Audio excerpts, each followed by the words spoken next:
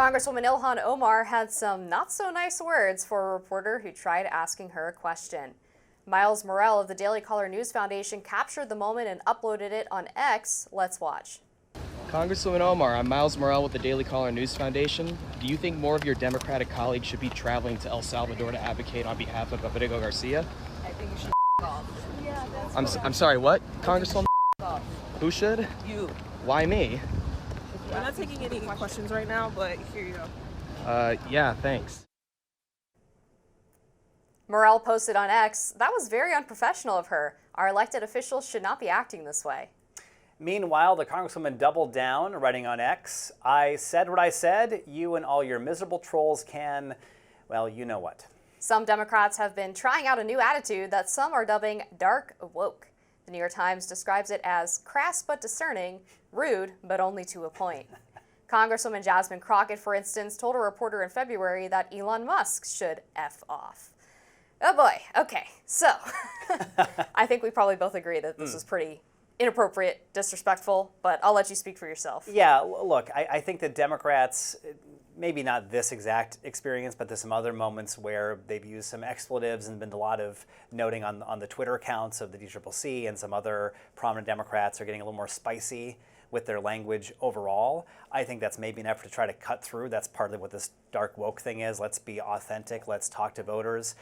My problem here is you simply can't grab some bad words and have that be your brand or your message delivery device. Authenticity isn't just about that. I do think we should speak less like politicians. That's a thing that we should probably do as Democrats. And if every now and again you can use a choice word to demonstrate that and show that you're connecting to people on a level that they actually talk like in their daily lives, wonderful. But I think maybe we're tipping a little too far if that's the only play in the playbook. Yeah, and I think actually in a lot of cases a politician throwing in curse words to seem edgy or cool actually comes across as even more inauthentic. Can be cringe. Right, very cringe. So it's an interesting strategy for sure. I do think it's interesting that you haven't had the similar outcry in response to this interaction with a reporter that we would often hear if a Republican were involved in a similar situation, like Marjorie Taylor Greene cursing out a British reporter recently, telling them to F off and go back to the UK. We talked about it on the show. I said, yeah, that was too far, right? Yeah. I think you can criticize coverage and even criticize an outlet, but if you're making personal attacks on a reporter that have nothing to do with what might be a reasonable question or a straightforward question, then that's not appropriate from a member of Congress. And she was accused of attacking the free press and not valuing the First Amendment. I would like to see some similar outcry here because, as we saw in that clip, that was a very straightforward, reasonable question. There's no reason for her to react that way. Well, look, I will take a nuanced position here if I could. One is that I think Ilhan Omar gets a lot of abuse and targeted attacks, often from the right, often that I think is unfair to her actual position and posture, and that makes her a bit of a target and perhaps sensitive in the moment to those sort of things.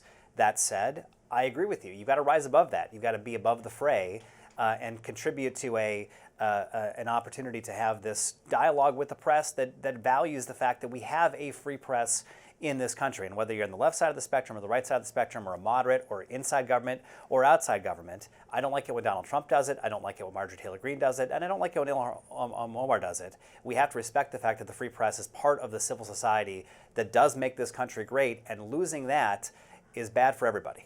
I wanted to go back to your point about authenticity and the Democrats kind of searching for how to talk to voters, because I think that's a really important point. And I wanted to get your thoughts on this story from earlier this week where Governor Tim Walz was talking about how he was basically the code talker for white guys on the past campaign, because I don't think it worked out that well, to be honest with you. And so I'm wondering what it is you think Democrats can actually do to really attract the white working class voters that have kind of fled the party since the rise of Trump. Yeah, well, look, I know that people want to dunk on Tim Walz for this. I'll do it all day. Go ahead, but look, Governor Walz is very good at this. And he really is, and 107 days of a campaign when you're trying to do everything at once. You're trying to test messages, get ready for a debate, roll things out there, deal with your new top of the ticket candidate in Kamala Harris, and then figure out where you fit in is really tough. Not many people would do that seamlessly. And I think the Governor Walz was a little constrained by the campaign because we didn't know exactly how to use him in that moment when we had to also credential and elevate Kamala Harris. So he had a tough mission in 2024, but his record as governor, his record winning in a rural red district, in the 2010 Tea Party wave, when healthcare, politics, and anger on the right kind of like overtook many Democrats across the country, did not overtake Tim Walz because they did see him authentically as someone who lived in their community, knew how to fix a truck, understood what ag politics looked like, understood what people go through on a daily basis, and he can talk to folks in a very real way. Now, that said, we do need to cultivate that at all levels. And one thing that we have done, partly because of how congressional districts have become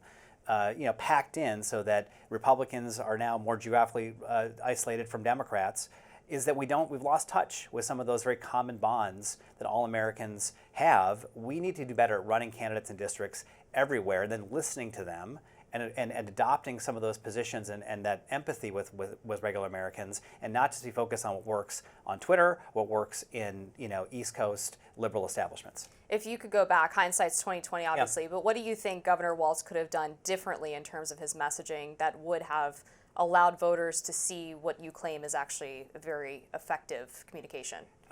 Again, a nuanced take here. I would go back and put him out there more. I think we could have used him in lots of different spaces. I think we could have sort of. I think Republicans would have loved that. Well, maybe, but look, if we'd done it in a way that let him really kind of be who he was and not try to be so prescribed, I think he could have done well.